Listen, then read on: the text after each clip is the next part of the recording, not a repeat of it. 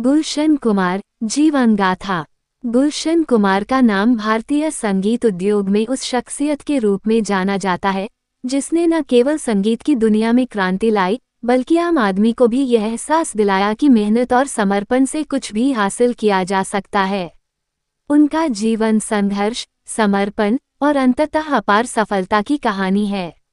प्रारंभिक जीवन। गुलशन कुमार का जन्म 5 मई 1956 को दिल्ली के एक मध्यम वर्गीय पंजाबी परिवार में हुआ था। उनका असली नाम गुलशन दुआ था। उनका परिवार आर्थिक रूप से मजबूत नहीं था, इसलिए उन्होंने बहुत कम उम्र में ही काम करना शुरू कर दिया।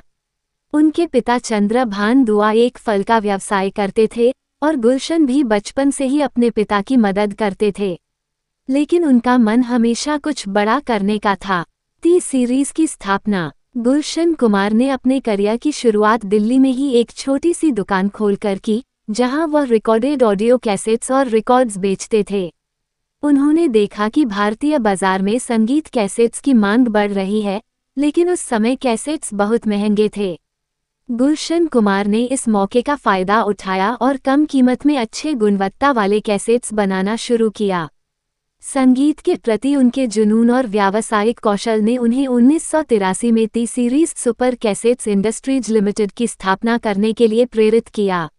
शुरुआत में टी सीरीज ने भक्ति संगीत और धार्मिक भजनों की रिकॉर्डिंग और वितरण किया। गुलशन कुमार ने भक्ति संगीत को जन जन तक पहुंचाया, जिससे टी सीरीज जल्द ही पूरे देश में लोकप्रिय हो गया। बॉलीवुड में कदम। टी सीरीज की सफलता के बाद गुलशन कुमार ने बॉलीवुड में भी कदम रखा।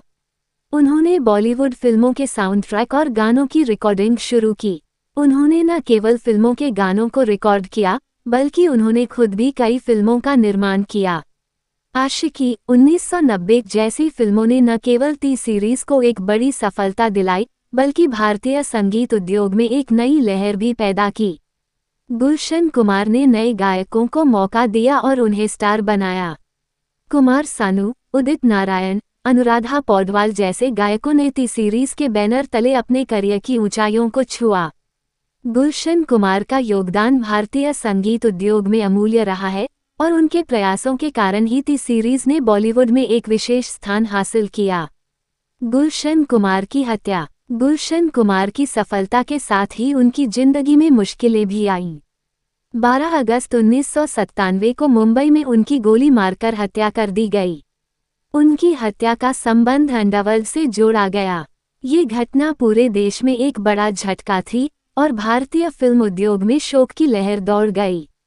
उनकी हत्या के बाद उनकी पत्नी सुदेश कुमारी और बेटा भूषण कुमार ने टी सीरीज की कमान संभाली। टी सीरीज का विकास और वर्तमान स्थिति। गुलशन कुमार के निधन के बाद भूषण कुमार ने टी सीरीज को नई ऊंचाइयों तक पहुंचाया। टी सीरीज ने न केवल भारत में, बल्कि अंतर्राष्ट्रीय स्तर पर भी अपनी पहचान बनाई। ये कंपनी अब न केवल संगीत उत्पादन में, बल्कि फिल्म निर्माण, डिजिटल कंटेंट और वेब सीरीज जैसे क्षेत्रों में भी अग्रणी है। यूट्यूब पर टी सीरीज ने एक नया इतिहास रचा। ये दुनिया का सबसे बड़ा यूट्यूब चैनल बन गया है, जिसके करोड़ों सब्सक्राइबर हैं और इसके वीडियो पर अरबों व्यूज हैं।